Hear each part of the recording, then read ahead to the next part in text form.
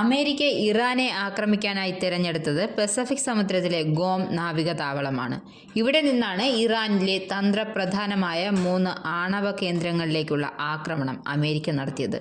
പശ്ചിമ പസഫിക്കിലെ യുഎസിന്റെ തന്ത്രപ്രധാനമായ സൈനിക കേന്ദ്രമാണ് ഗോമിലേത്. പസഫിക്കിലെ വളരെ ചെറിയൊരു ദ്വീപാണ് ഗോം. ഈ ദ്വീപിലാണ് യുഎസിന്റെ ആൻഡ്സൺ വ്യോമതാവളം സ്ഥിതി ചെയ്യുന്നത്.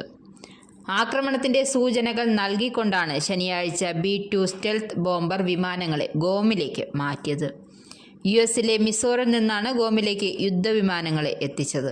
നേരിട്ട് യുഎസിൽ നിന്നും ആക്രമണത്തിന് പോകുന്നതിന് പകരം ഗോമിൽ നിന്നാകുമ്പോൾ പെട്ടെന്ന് ആക്രമണത്തിന് തീരുമാനമുണ്ടായാൽ അത് നടപ്പിലാക്കാൻ സാധിക്കും. ഇത് കണക്കിലെടുത്താണ് ഇറാനെതിരെ നീക്കത്തിന് ഗോം തിരഞ്ഞെടുത്തത്.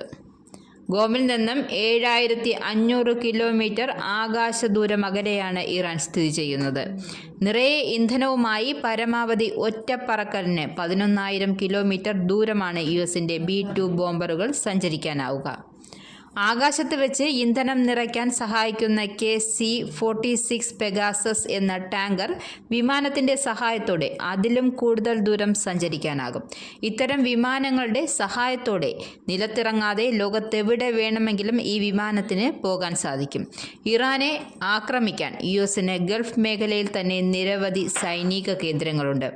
അപ്പോൾ ആ താവളങ്ങൾ ഉപയോഗിക്കാമായിരുന്നില്ലേ എന്ന ചോദ്യവും ന്യായമാണ്. എന്നാൽ നിലവിൽ പശ്ചിമേഷ്യയിലുള്ള ഏത് യുഎസ് സൈനിക കേന്ദ്രങ്ങളും ഇറാന്റെ മിസൈൽ പരിധിക്കുള്ളിൽ വരുന്നവയാണ്. അതുകൊണ്ടാണ് ഗോം തിരഞ്ഞെടുത്തത്. ഗോം ആവട്ടെ ഇറാന് അപ്രാപ്യമായ ദൂരവും ഒരു B-2 സ്പിരിറ്റ് ബോംബർ വിമാനത്തിന്റെ വില $210 കോടി. അതായത് ഏകദേശം ഇന്നത്തെ നിലയിൽ 18,182 കോടി ഇന്ത്യൻ രൂപയിൽ.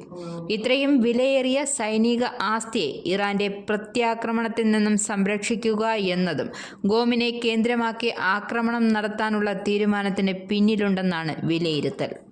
യുഎസിന്റെ നിയന്ത്രണത്തിലുണ്ടായിരുന്ന ഈ ദ്വീപ് 2ാം ലോക മഹായുദ്ധകാലത്ത് 1941 ജാപ്പനീസ് സൈന്യം പിടിച്ചെടുത്തിരുന്നു. പേൾ ഹാർബർ ആക്രമണം നടന്ന അന്നുതന്നെയാണ് ഈ ദ്വീപ് യുഎസിന്റെ പക്കൽ നിന്നും ജാപ്പനീസ് സൈന്യം ദ്വീപ് പിടിച്ചെടുത്തത്. തുടർന്ന് 1944 ദ്വീപിന്റെ നിയന്ത്രണം യുഎസ് തിരികെ പിടിച്ചു. പസഫിക് മേഖലയിൽ യുഎസ് കഴിവ് നിലനിർത്തുവാനും നിരവധി സൈനിക നീക്കങ്ങൾ നിർണായകമായ സൈനിക കേന്ദ്രമാണ് ഗോം. നിലവിൽ സൈനികരും അവരുടെ കുടുംബങ്ങളും വിരമിച്ച സൈനികരും അടങ്ങുന്ന ജനസമൂഹമാണ് ഇവിടെ അധികവും. 1898 സ്പാനിഷ് അമേരിക്കൻ യുദ്ധത്തിന് ശേഷമാണ് ഈ ദ്വീപ് യുഎസിന്റെ അധീനതയിലാകുന്നത്. നിലവിൽ ഈ സൈനിക കേന്ദ്രത്തിൽ യുഎസിന്റെ ആണവായുധ ശേഷിയുള്ള അന്തർവാഹിനികൾ, ദീർഘദൂര ബോംബർ വിമാനങ്ങൾ, ആണവായുധങ്ങൾ എന്നിവയാണ് വിന്യസിച്ചിരിക്കുന്നത്.